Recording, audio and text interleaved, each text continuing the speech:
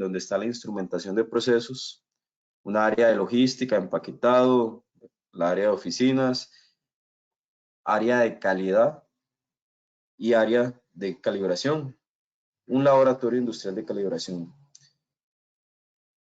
En varios de estos departamentos que he mencionado siempre vamos a tener instrumentos de medición, ya sea sensores, pueden ser transmisores, transductores, en presión, temperatura, flujo.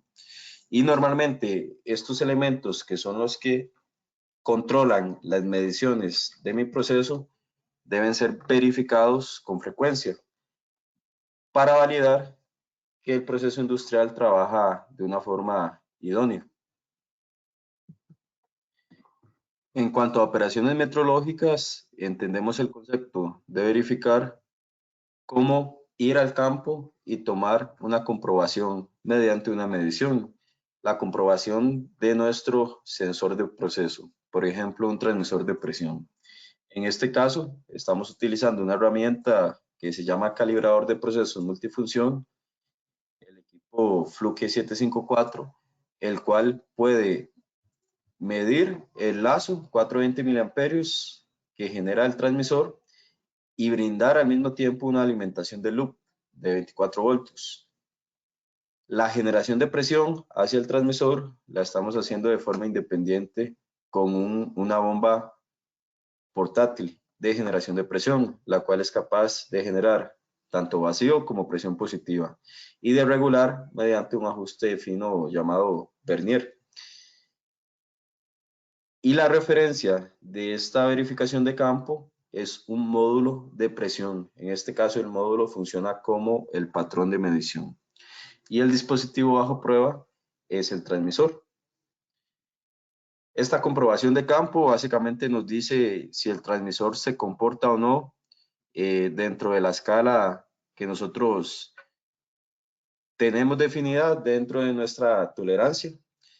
En caso de no ser así, pues tomamos acciones, ya sea ajustar el transmisor, reemplazarlo, solicitar una sustitución como tal.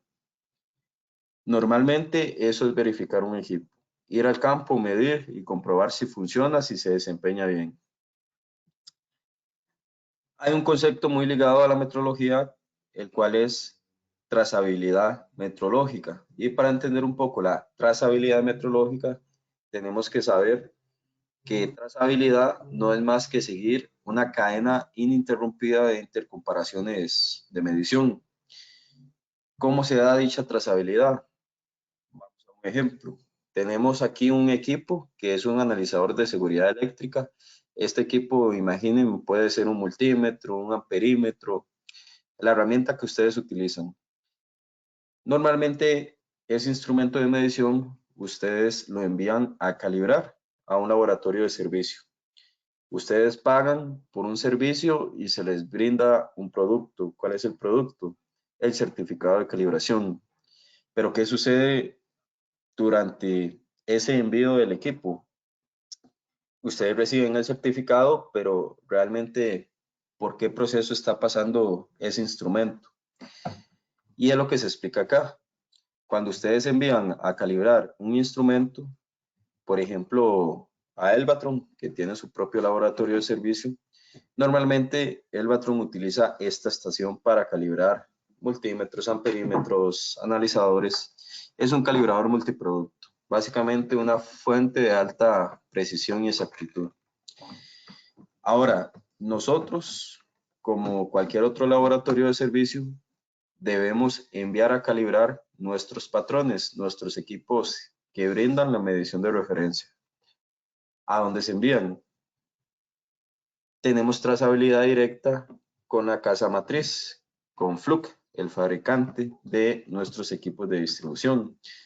Entonces nosotros enviamos nuestro patrón a Fluke y Fluke ¿qué utiliza para calibrar nuestro equipo? Un patrón con mejores condiciones de desempeño metrológico, más exactitud, más precisión, más repetibilidad. ¿Qué es este elemento que observamos acá?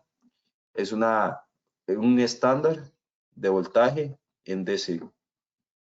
Ahora, por ejemplo, ¿a dónde envía Fluke la fábrica a calibrar sus patrones para continuar con la cadena de trazabilidad?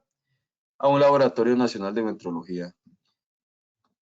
¿Cuál laboratorio nacional utiliza Fluke? Ellos están en Everett, Washington, en Estados Unidos. Al NIS. El NIS es el Laboratorio Nacional de Metrología en Estados Unidos. Por ejemplo, en Costa Rica tenemos a la COMEP, en Panamá CENAMEP, Nicaragua la NAMEP, PTB en Alemania, Suiza, España, América, todos los países, ya sea de los diferentes continentes, tienen laboratorios nacionales de metrología y esto les permite tener una trazabilidad a nivel mundial. Ahora, por ejemplo, el NIS, ¿a dónde envía a calibrar sus patrones? Ya es el Laboratorio Nacional de Metrología, está en la cúspide de la pirámide.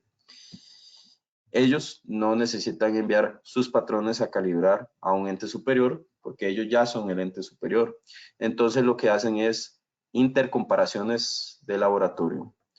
¿Contra quién? Contra otros laboratorios nacionales de metrología. Y así básicamente tenemos una trazabilidad metrológica. Por ejemplo, el NIS tiene este equipo, el Joxelson, que es una matriz que genera un voltaje de alta exactitud y precisión. Ellos, por ejemplo, hacen intercomparaciones con METAS, que es el Laboratorio Nacional de Metrología en Suiza. Luego también puede pasar por el PTB en Alemania. La intercomparación sigue a la COMEP en Costa Rica, que puntualmente sería con el Laboratorio Nacional de Variables Eléctricas, que está en el ICE, en Colima, en Tibás. Y así sucesivamente. Continuando con los conceptos, tenemos calibración. Calibrar, según el BIM, lo define de un concepto un poco largo. Son estos 5 párrafos que observamos acá. Pero si resumimos la definición en palabras más simples o coloquiales, calibrar es comparar la medición de un patrón contra un dispositivo bajo prueba. ¿Cuál es el dispositivo bajo prueba? Ese equipo, ese sensor de nuestro proceso. ¿Cuál es el patrón? Nuestro equipo de referencia o nuestro equipo patrón de medición. El ejemplo que se observa acá, de igual forma, es un transmisor de presión, el cual está siendo comparado contra un patrón. Este equipo le genera la presión hacia el transmisor, lo alimenta con la alimentación de bucle, el loop, 24 voltios típicamente, y mide la señal de corriente, en este caso normalmente un lazo de 4 a 20 mil amperios, en una escala de trabajo definida específicamente por el usuario hacia el transmisor, por ejemplo 0 a 100 PSI, en donde 4 miliamperios van a ser 0 PSI y 20 miliamperios 100 PSI en presión. Pero ¿qué sucede acá? ¿Por qué calibrar difiere de verificar? Porque cuando yo hago una calibración formal, tengo que hacer un análisis de incertidumbres. Un análisis de incertidumbres básicamente es un presupuesto, un scarcity bucket, en donde yo voy a recopilar mis fuentes de incertidumbre asociadas a este ejercicio de medición y las voy a expresar en un certificado de calibración, donde yo indico los resultados de mis mediciones con su error asociado, límite inferior, límite superior, el valor del patrón, el valor del dispositivo bajo prueba, y cada error va a tener su incertidumbre asociada. Y vamos a observar un poco más adelante en qué consiste este presupuesto de incertidumbres. Ya vamos conociendo que cuando yo hago una calibración, formalmente tengo que emitir un reporte, que es un certificado de calibración, en donde yo establezco los resultados de mis pruebas con una declaración de incertidumbres y también una declaración de los patrones que estoy utilizando, así como la cadena de trazabilidad de dichos patrones. En cuanto a los instrumentos de medida, normalmente todo el sistema de hardware, interconexiones, acoples, válvulas, tuberías, que yo utilice para conectar mis equipos se compone y se conoce como sistema de medición, el cual es una fuente de incertidumbre, y es el ejemplo que observamos acá. Tenemos un sistema de medición de flujo másico, neumático específicamente, de aire. Y aquí lo que observamos son válvulas de regulación, acoples y tuberías. En esta imagen lo que observamos es un esquema que define muy bien cuáles son las fuentes de incertidumbre que siempre se deben contemplar antes de realizar una calibración. ¿Cuáles son? Mi patrón. Mi patrón es una fuente de incertidumbre porque tengo que asegurarme que tenga una trazabilidad metrológica, que tenga una calibración en formato vigente y que esté dentro de especificaciones. Si yo tengo estos factores controlados, puedo descartar mi patrón como una fuente de incertidumbre. El patrón, ya saben, es la unidad de referencia. Entonces, si ustedes tienen ese multímetro calibrado, ese multímetro de piso que lo utilizan para ir a hacer verificaciones a nivel de proceso, entonces lo pueden descartar como fuente de incertidumbre. Procedimiento, si yo tengo un procedimiento validado, ¿qué es validado? Básicamente que está declarado en un documento y fue supervisado, ya sea por el gestor técnico, por ejemplo, y cumple con las expectativas de lo que se va a realizar, entonces también lo descarto como fuente de incertidumbre, porque en este caso el técnico llega, lee y va realizando el procedimiento de calibración en función de los pasos que le va indicando el procedimiento.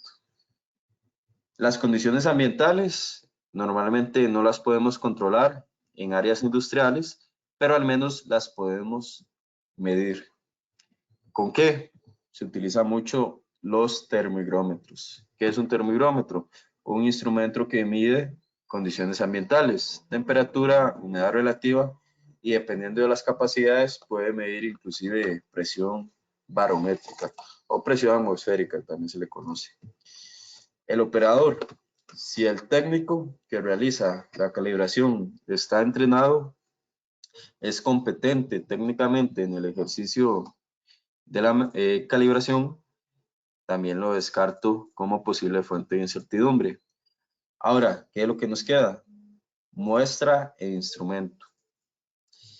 Y justamente los tres factores de arriba son los únicos que siempre debo contemplar en un presupuesto de incertidumbre. Por ejemplo, nuestro laboratorio de servicio que calibra variables eléctricas de temperatura, presión, flujo, humedad relativa, declara siempre que las incertidumbres que utiliza, independientemente del tipo de variable que trabaje, para sus calibraciones son tres. ¿Y cuáles son?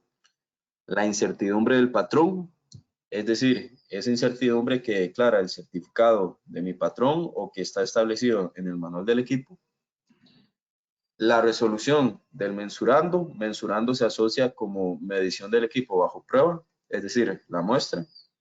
Eso siempre será variable porque los equipos que voy a calibrar siempre serán distintos. Y la desviación experimental de la media producto de las repetidas mediciones. Este concepto un poco largo quiere decir que cuando yo hago una calibración, en cada punto de prueba, volviendo al ejemplo de presión, si yo voy a hacer 5 puntos en una escala de 0 a 100 PSI, 0, 25, 50, 75 y 100, en cada uno de esos puntos de prueba tengo que tomar al menos 5 mediciones. Luego de esas 5 mediciones, tengo que obtener la desviación de los resultados para sacar esa desviación experimental y ver el comportamiento del equipo en función de diferentes mediciones en un mismo punto de prueba. También es un factor importante distinguir que la calibración es un proceso más largo que una verificación de campo, porque en la verificación de campo simplemente verifico de forma puntual. A cambio, ya saben y están conociendo que en la calibración tengo que tomar más valores en los mismos puntos de prueba para calcular esa desviación. Y así es como trabajo mis errores de medición. Mis errores de medición se pueden dividir normalmente en errores sistemáticos y aleatorios. Los errores sistemáticos los divido como errores que puedo conocer. ¿Cómo los conozco? Cuando yo calibro el equipo y visualizo el error. Cuando yo veo y observo que un error está fuera de mi rango de tolerancia, es cuando puedo aplicar una corrección, es decir, ajustar el equipo. Y hay errores que son aleatorios, es decir, errores acumulativos. Por ejemplo, la degradación que sufre un equipo con el paso del tiempo. Pierde su vida útil. Va acumulando errores aleatorios, por ejemplo, impactos, vibraciones, humedad, polvo. Eso genera que el equipo vaya midiendo con el paso del tiempo un poco peor que cuando estaba nuevo. Ojo que estoy hablando solo de equipos de proceso, que son los que sufren estas condiciones de vibración, golpes y condiciones ambientales. Todos estos errores al final nosotros los debemos incluir en nuestro presupuesto de incertidumbres, a excepción del error que sí podemos corregir después de aplicar un ajuste. Aquí tenemos un ejemplo de un presupuesto de incertidumbres para una calibración de temperatura. Aquí lo importante es saber que debo conocer dos tipos de incertidumbre, tipo A y tipo B. La incertidumbre tipo A es la que se declara al momento de realizar la calibración. Son las mediciones que obtengo en tiempo real. Por eso se declara aquí errores y variabilidad de los equipos. Variabilidad es esa desviación experimental de los resultados. Mientras que la incertidumbre tipo B son los datos que yo obtengo de valores establecidos ya sea en el manual o en certificados de los instrumentos que estoy utilizando. Por eso tengo aquí estabilidad, uniformidad, exactitud, que normalmente los encuentro en las especificaciones de desempeño metrológico de los equipos. Normalmente trabajo siempre una variable, en este caso grados Celsius, sumo las fuentes de incertidumbre, las expando a un factor de cobertura de un K igual a 2, que normalmente es un 95% de confianza, y obtengo mi incertidumbre expandida, la cual declaro en mi certificado de calibración. Es importante conocer que en mis mediciones, hoy en día la mayoría son digitales y muchos equipos, por ejemplo multímetros, definen la resolución no solo en 3 dígitos, sino en 3 dígitos y medio, 3 dígitos 3/4, que son los ejemplos que se observan acá. ¿Qué quiere decir 3 dígitos y medio? ¿Qué significa esta fracción? 1 entre 2. El 1 quiere decir el valor del dígito más significativo. ¿Cuál es el dígito más significativo de la medición? El primer valor, el 1 en este caso. ¿Qué quiere decir el 2? La cantidad de estados que puede tener ese dígito más significativo. ¿Cuántos estados puede tener el 1 para esta medición como tal? 0 y 1. Sucede igual en el tercer ejemplo, 3/4. 3 es mi dígito más significativo y 4 es la cantidad de estados que va a tener. Hacemos el conteo, 0, 1, 2 y 3. Exactitud quiere decir resultados esperados en un punto de referencia. Así yo puedo indicar que si, por ejemplo, hago 5 mediciones, puedo obtener resultados que serán precisos, pero no van a ser exactos. ¿Por qué precisos? Porque si vemos la desviación de los resultados, están muy cercanos entre sí, pero muy alejados del punto de prueba.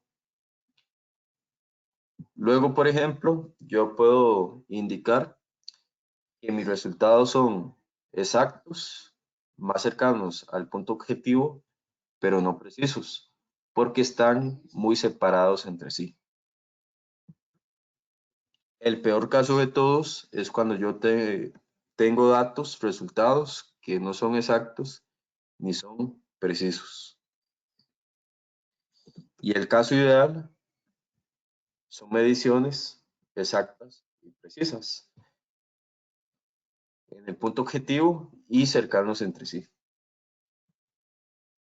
Aplicaciones estadísticas en la metrología, según hemos venido observando en los ejemplos, controlar, predecir y mejorar el desempeño de los instrumentos y las mediciones.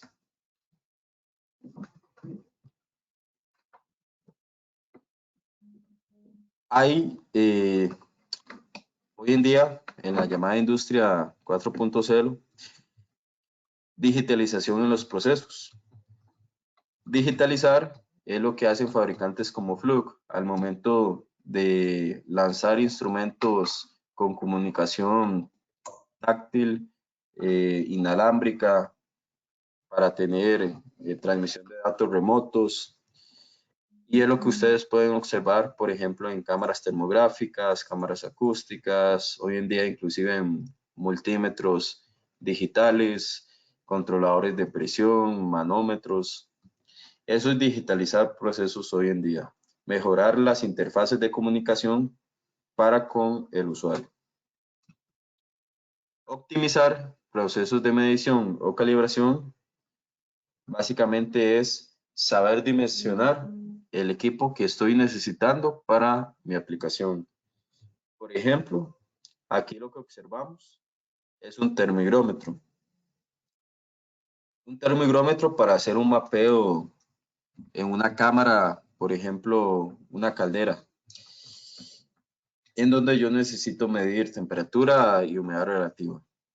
Si necesito hacer un mapeo en diferentes puntos, cuando yo estoy dimensionando mi termigrómetro, tengo que pensar en un equipo que no solo me brinde un punto de medición, sino que como mínimo me dé de 3 a 5 puntos de medición para hacer un mapeo y abarcar mayor trabajo de mediciones al mismo tiempo. Y es lo que observamos acá. Un equipo que es capaz de tener, por ejemplo, 3 termigrómetros, 3 sensores termigrómetros conectados a un mismo data logger para hacer un análisis tipo escáner de mapeo de temperatura y humedad. Luego tengo el concepto de automatización. La automatización hoy en día está presente en muchos equipos, dependiendo mucho de la tecnología del fabricante. Fluke automatiza sus equipos, por ejemplo, en temperatura, presión, utilizando conexiones paralelas.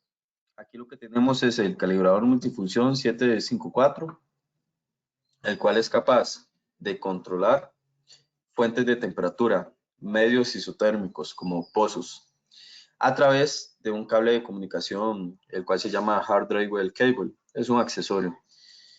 En este caso, nosotros configuramos nuestra calibración, puntos de prueba, tiempos de estabilización, tolerancias, desde el 754 e iniciamos nuestro procedimiento de calibración. El pozo isotérmico se va a comportar en función de lo que el 754 le envíe en los comandos que nosotros seteamos desde el equipo. Aquí observamos un ejemplo de una comprobación, una verificación de campo en temperatura. Una caldera, tenemos un sensor RTD. Este sensor está conectado a un transmisor de temperatura. El transmisor de temperatura envía a través de un lazo 420 miliamperios la información a un controlador y el controlador toma esta información y la traduce a un valor de temperatura, 100 grados Celsius. Si yo utilizo una herramienta portátil, por ejemplo un calibrador 754 o 726, puedo verificar diferentes puntos, ya sea el comportamiento del transmisor, la medición del controlador o directamente la medición del sensor. No solo midiendo, sino también simulando temperatura, por ejemplo, hacia el transmisor. Se puede simular una RTD a 2, 3, 4 hilos, se puede simular termopares o se pueden simular también termistores. Y hay un concepto muy importante que se llama TUR. Por sus siglas en inglés quiere decir Test Uncertainty Radio o relación de incertidumbres de prueba. También se utiliza el TAR, que es Test Accuracy Radio o relación de exactitud de prueba. Cuando yo voy a calibrar, tengo que considerar que mi equipo de referencia sea al menos 4 veces más exacto y preciso, como mínimo, en relación a mi equipo bajo prueba, ya sea a nivel de incertidumbre o a nivel de exactitud. ¿Qué sucede si no tomo en cuenta esta relación? Si utilizo una relación 1-1, que es el ejemplo que observamos en la imagen del cuadro, si yo llego y hago 1000 comprobaciones utilizando un patrón que tiene la misma exactitud y precisión que mi equipo bajo prueba, al final de esas 1000 comprobaciones voy a obtener 128 falsos rechazos, es decir, 128 equipos que en realidad estaban dentro de la especificación, pero yo las determiné como fuera porque estoy utilizando un patrón con las mismas capacidades de medición que mi equipo bajo prueba. En cambio, si utilizo una relación 4-1, después de realizar 1000 comprobaciones, solo voy a obtener 15 falsos rechazos, porque mi equipo de referencia es 4 veces más exacto y más preciso que mis dispositivos bajo prueba. Esto se traduce en un ahorro de tiempo y de dinero, principalmente. Algunas tareas para verificaciones en campo. Ya hemos repasado verificar, calibrar, pero también está el concepto de ajustar. Y lo mencioné en la lámina de errores. Ajustar es básicamente corregir el error del equipo. ¿Cómo se corrige? Ya depende mucho del dispositivo bajo prueba. Por ejemplo, si son transmisores de temperatura, normalmente se hace en función de coeficientes que se acceden a través del controlador. De igual forma sucede para la parte de presión. Hay equipos más análogos en donde el ajuste se hace de forma manual, por ejemplo, a través de una perilla similar a un potenciómetro. En cuanto a operaciones metrológicas, aquí tenemos un ejemplo de una transferencia de custodia. ¿Y qué es una transferencia de custodia? Recope, aquí en Costa Rica, trasiega combustible. Ellos tienen que asegurarse que el combustible que viaja desde Moín hasta el Alto en Cartago llegue en las cantidades de suministro. Lo que entró en Moín es lo que tiene que llegar a Cartago. ¿Cómo lo hacen? Verificando de forma puntual en diferentes puntos de trasiego el nivel de flujo que está trasegando por la tubería. Ese flujo se puede medir de forma indirecta, es decir, directamente no el flujo, sino a través de presión y temperatura. Y es lo que tenemos por acá. En un punto medimos una presión aguas arriba, una presión estática. En un punto central medimos un diferencial de presión a través de un transmisor y aguas abajo medimos la temperatura, un delta de temperatura. Podemos generar una presión independiente al transmisor y existe una ley que se llama ley de Poisson. Con esa ley, nosotros en función de la presión diferencial, de la presión estática y el delta de temperatura, podemos calcular el nivel de flujo que trasiega por la tubería.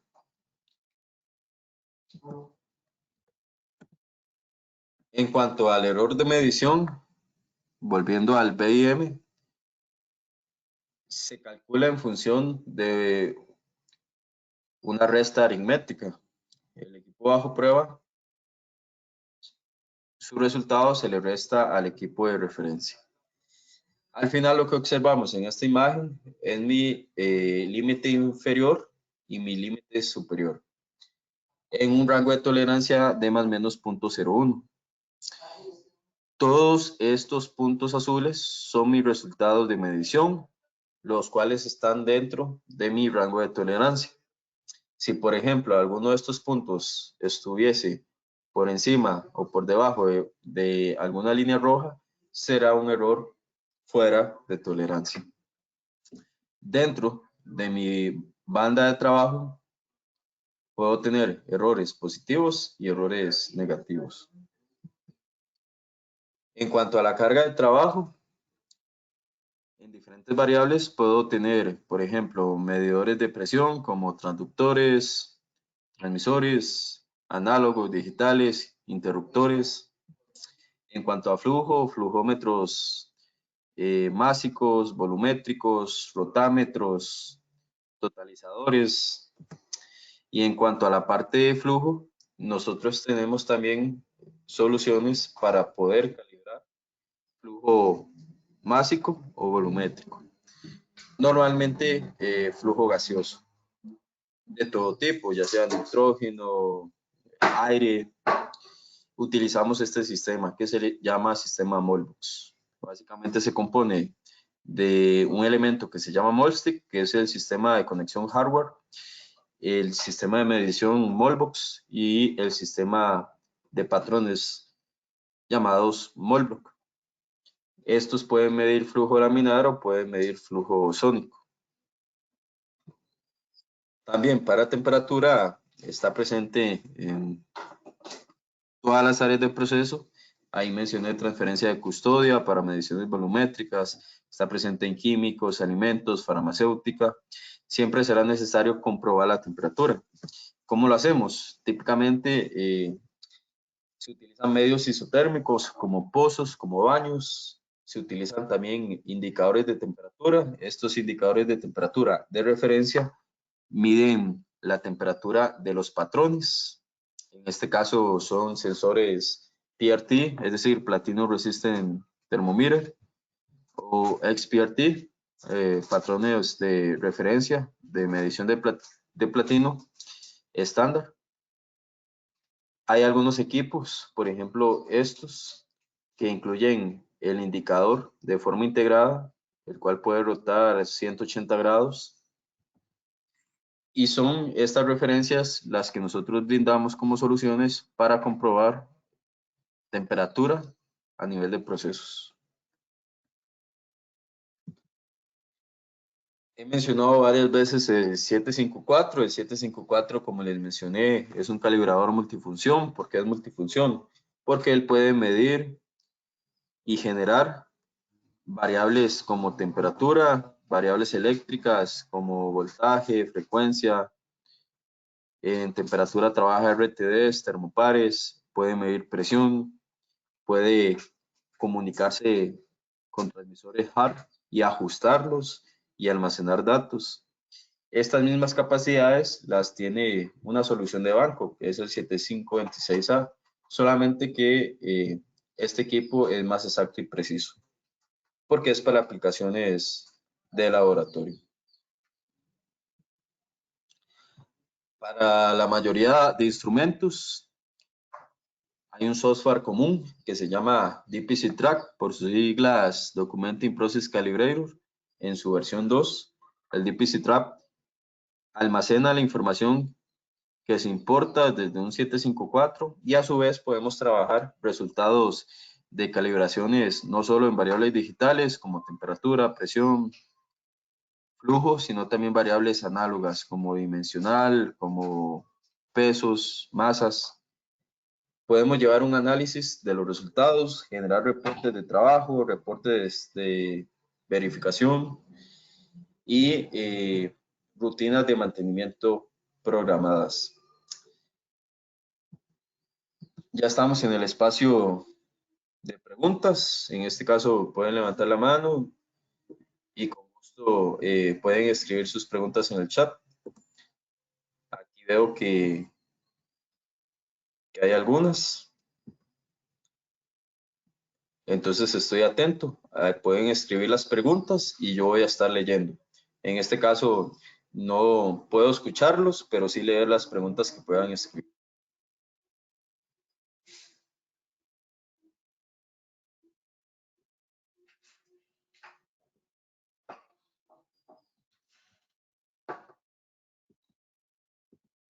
Déjenme ver por acá.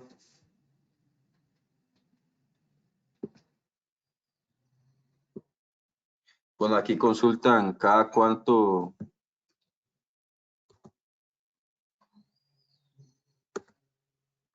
deben calibrarse los equipos. Eso depende 100% de la recomendación del fabricante. En Fluke, por ejemplo, se calibra o se recomienda calibrar de forma anual los equipos cada 12 meses, pero al final el usuario es el que define cada cuánto calibrar según su intervalo.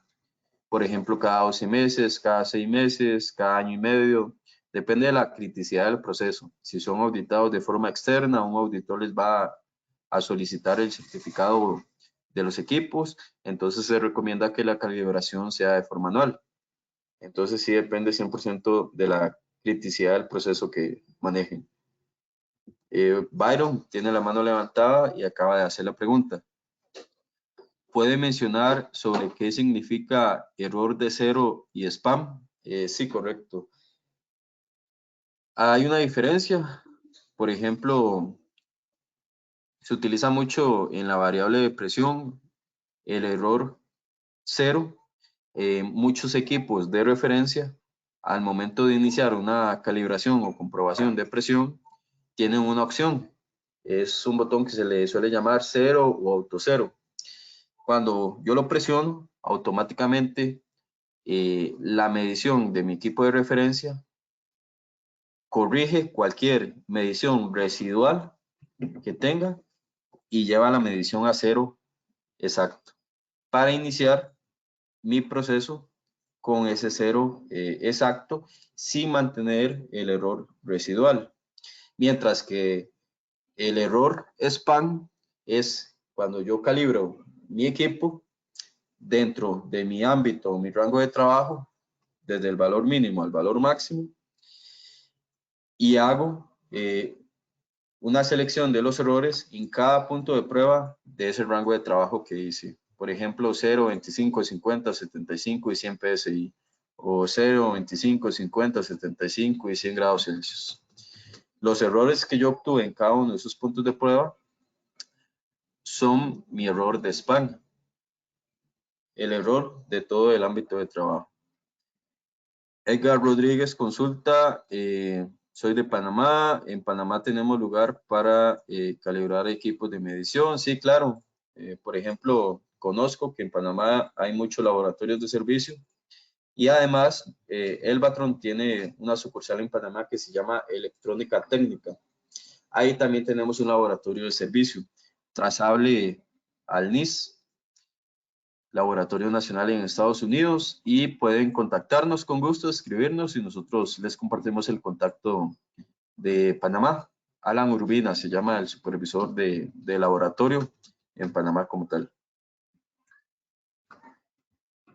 Cualquier otra duda, cualquier otra consulta que puedan tener, pueden escribirnos.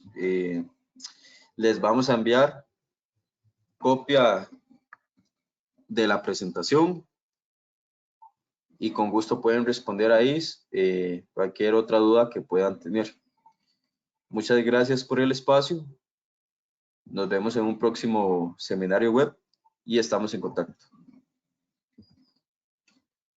Aquí les dejo, por cierto, mi información de contacto, número de teléfono y correo. Muchas gracias.